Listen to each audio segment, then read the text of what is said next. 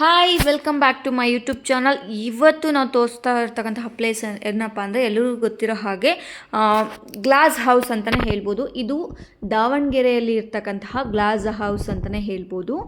ಇದು ಭಾರತದ ಅತ್ಯಂತ ದೊಡ್ಡ ಗಾಜಿನ ಅರಮನೆ ನಮ್ಮ ದಾವಣಗೆರೆಯಲ್ಲಿ ಇದೆ ಅಂತ ಹೇಳೋದಕ್ಕೆ ನಮಗೆ ಖುಷಿಯಾಗುತ್ತೆ ಅಂತಲೇ ಹೇಳ್ಬೋದು. ಸ್ವರ್ಗವನ್ನೇ ದರೆ ಇಳಿಸುವ ಗಾಜಿನ ಅರಮನೆಯನ್ನು ಸುಮಾರು 30 ಕೋಟಿ ವೆಚ್ಚದಲ್ಲಿ ನಿರ್ಮಾಣ ಮಾಡಲಾಗಿದೆ. ಇದು 4.1 ರೇಟ್ ಆ್ಯಂಡ್ ರಿವ್ಯೂ ಅಂತಲೇ ಹೇಳ್ಬೋದು.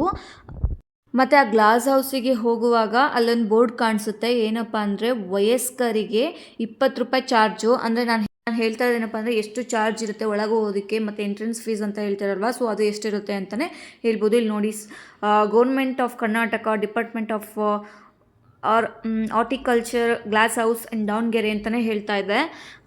ಹಿಂಗೆ ಈ ಥರ ಇದೆ ನೋಡಿ ಗ್ಲಾಸ್. ಇಲ್ಲಿಂದ ಎಷ್ಟು ಚೆಂದ ಕಾಣಿಸ್ತಾ ಇದೆ ಗ್ಲಾಸ್ ಹೌಸು. ಆಮೇಲೆ ಇಲ್ಲಿ ಹೇಳಿದ್ನಲ್ಲ ಎಷ್ಟು ಇದೆ ದುಡ್ಡು.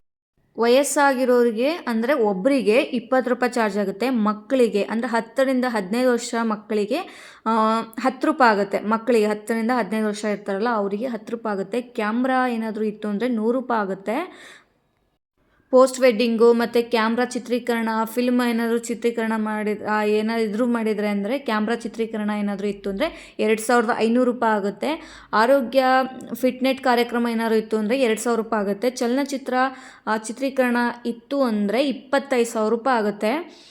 ಚಲನಚಿತ್ರ ಅಂದರೆ ಫಿಲ್ಮ್ ಏನಾದರೂ ಮಾಡ್ತಾ ಇದ್ರೆ 25 ರೂಪಾಯಿ ಆಗುತ್ತೆ. 25,000 ಆಗುತ್ತೆ. ಮತ್ತು ಕಿರುಚಿತ್ರ ಏನಾದರೂ ಮಾಡ್ತಾ ಇದ್ರೆ ಅಂದರೆ 10,000 ರೂಪಾಯಿ ಆಗುತ್ತೆ. ಇಲ್ಲಿ ಪೊಲೀಸ್ ಇಲಾಖೆ ಅನುಮತಿ ಮೇರೆಗೆ ಡ್ರೋನ್ ಕ್ಯಾಮರಾ ಚಿತ್ರೀಕರಿಸೋದಕ್ಕೆ ಎಷ್ಟಾಗುತ್ತೆಪ್ಪ ಅಂದರೆ 5,000 ರೂಪಾಯಿ ಆಗುತ್ತೆ. ಆಮೇಲೆ ಇನ್ನೊಂದೇನಪ್ಪ ಅಂದರೆ ಸಂಜೆ 5:30 ನಂತರ ಗ್ಲಾಸ್ ಹೌಸ್ ಓಪನ್ ಇರೋದಿಲ್ಲ, ಅದನ್ನು ಮಾತ್ರ ನೆನಪಲ್ಲಿ ಇಟ್ಕೊಳ್ಳಿ. ಬೆಳಗ್ಗೆ ಓಪನ್ ಇರುತ್ತೆ, 7 ಗಂಟೆಯಿಂದ 10 ಗಂಟೆ ಮಟ್ಟ ಇರುತ್ತಂತೆ. ಮತ್ತು ಸಂಜೆ 5:30ಯಿಂದ ಫುಲ್ ಕ್ಲೋಸ್ ಆಗುತ್ತೆ. ಸಂಗೀತ, ಕಾರಂಜಿ ಅದೆಲ್ಲ 6:30ರಿಂದ 8:30ರವರೆಗೆ ಇರುತ್ತಂತೆ. ಸಂಗೀತ ಮತ್ತು ಕಾರಂಜಿ ಏನಾರ ಇತ್ತು ಅಂದರೆ 6:30ರಿಂದ 8:30ರವರೆಗೂ ಇರುತ್ತಂತೆ. ನೋಡಿ ಹೇಗಿದೆ ಅಂತ ಗ್ಲಾಸ್ ಹೌಸ್ ಒಳಗಡೆ ತುಂಬ ಚಂದವಾಗಿ ಕಾಣಿಸ್ತಾ ಇದೆ.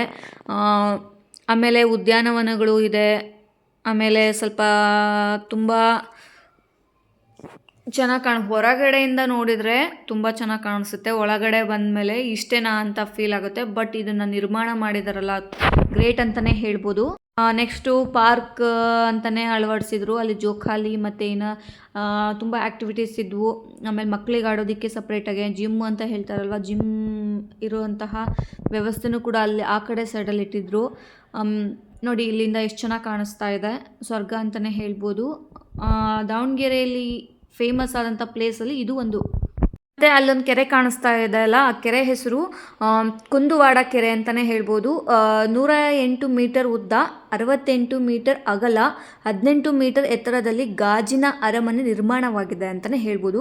ಇದು 2014-15ನೇ ಸಾಲಿನಲ್ಲಿ ಶಾಮನೂರು ಶಿವಶಂಕರಪ್ಪ ಸಚಿವರಾಗಿದ್ದಾಗ 5 ಕೋಟಿ ವೆಚ್ಚದಲ್ಲಿ ಆರಂಭವಾದ ಕಾಮಗಾರಿ ಈಗ ಅಂದಾಜು ಮಾಡಿದರೆ 30 ಕೋಟಿ ರೂಪಾಯಿಗೆ ಬಂದು ತಲುಪಿದೆ ಅಂತಲೇ ಹೇಳ್ಬೋದು.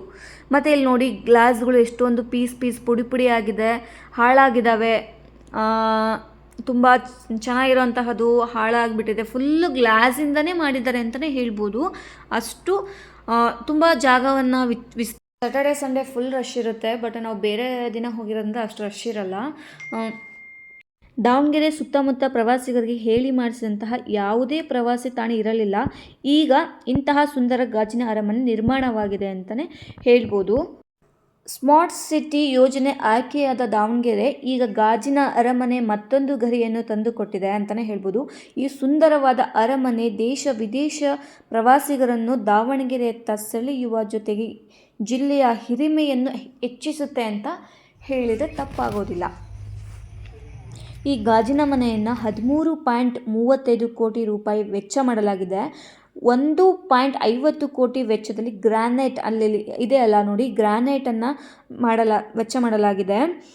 ನೆಕ್ಸ್ಟ್ ಕಾಂಪೌಂಡ್ ಇದೆಯಲ್ಲ 1.8 ಕೋಟಿ ವೆಚ್ಚದಲ್ಲಿ ಮಾಡಲಾಗಿದೆ. ತೋಟಗಾರಿಕೆಯನ್ನು ಮಾಡಲಾಗಿದೆ. ಸೊ ನನ್ನ ಚಾನಲನ್ನು ಯಾರು ಸಬ್ಸ್ಕ್ರೈಬ್ ಮಾಡಿಲ್ಲ ಸಬ್ಸ್ಕ್ರೈಬ್ ಮಾಡ್ಕೊಳ್ಳಿ. ಇದಕ್ಕಿಂತ ಇನ್ನೂ ಚೆನ್ನಾಗಿರೋ ವೀಡಿಯೋಸನ್ನು ನಿಮಗೆ ತೋರ್ಸೋಕ್ಕಂತಹ ಅವಕಾಶ ಸಿಗುತ್ತೆ.